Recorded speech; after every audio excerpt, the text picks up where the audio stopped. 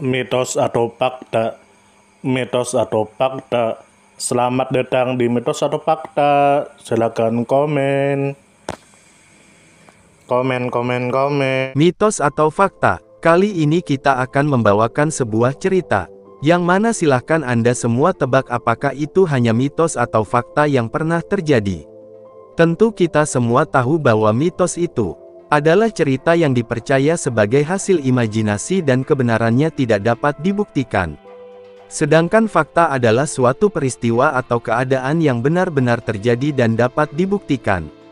Fakta dapat diperoleh melalui pengamatan terhadap suatu objek atau peristiwa.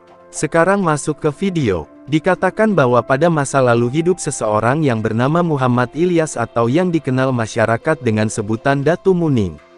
Selanjutnya dikatakan menurut kabar masyarakat yang beredar bahwa Muhammad Ilyas yang bersemayam di pusara makam yang berada di hutan rawa merupakan ulama yang melawan kolonial Belanda. Ia bersama para pejuang lainnya mengasingkan diri untuk ke tempat terpencil untuk bersembunyi dan mengatur strategi perlawanan. Selanjutnya dikatakan menurut kabar masyarakat yang beredar bahwa awalnya makam Datu Muning hanya hamparan tanah kosong, tanpa ada rerumputan dan tidak terendam meskipun air tengah pasang di sekitarnya. Hingga suatu ketika ada warga dari Palangkaraya, Kalimantan Tengah yang datang berziarah. Setelah mendapat petunjuk melalui mimpi, ia pun membangun pugar makam dengan kayu ulin sederhana, sesuai dengan pesan yang didapat dalam mimpi. Dan nama Datu Muning merupakan penyematan dari para peziarah. Sedangkan masyarakat Sungai Rutas dulunya menyebut Datu Lok Buah, sesuai dengan lokasi makam berada. Adapun nama Muhammad Ilyas didapat setelah minta petunjuk ulama di Martapura, yakni Guru Zarkashi yang diundang mengisi acara di Masjid Baitun Nur yang lokasinya tak jauh dari dermaga Sungai Rutas. Setelah acara, Guru Zarkashi ini dibawa ke makam dan mendapat petunjuk bahwa yang dimaksud Datu Muning adalah Muhammad Ilyas. Hingga kini, baik itu nama Datu Muning maupun Muhammad Ilyas melekat di mulut dan telinga masyarakat dan peziarah. Selanjutnya dikatakan menurut kabar masyarakat yang beredar bahwa Datu Muning merupakan salah satu cerita mengenai riwayat Datu dalam masyarakat Banjar. Datu-datu dalam masyarakat Banjar digambarkan sebagai orang yang memiliki kekuatan sangat tinggi, kebal senjata dan taat beragama. Bisa dikatakan Datuk adalah seorang manusia super. Selain itu Datu selalu berbuat baik dan mengasihi sesamanya. Datu Muning disebut juga berilmu tinggi. Ia memperoleh ilmunya dari kitab laduni.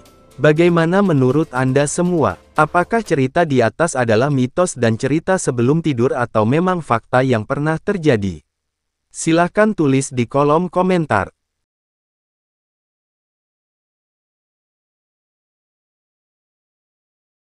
Gimana menurut Anda semua? Apakah itu mitos atau fakta? Jika mitos, silakan tulis di kolom komentar. Dan jika fakta, silakan tulis di kolom komentar. Karena kita tahu bahwasanya mitos itu adalah cerita yang dipercaya sebagai hasil imajinasi dan kebenarannya tidak dapat dibuktikan.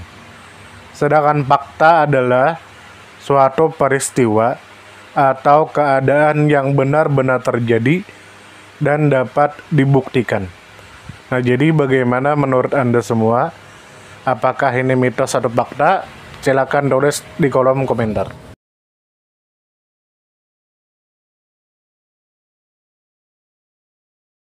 Tidur. Ayo kita tidur.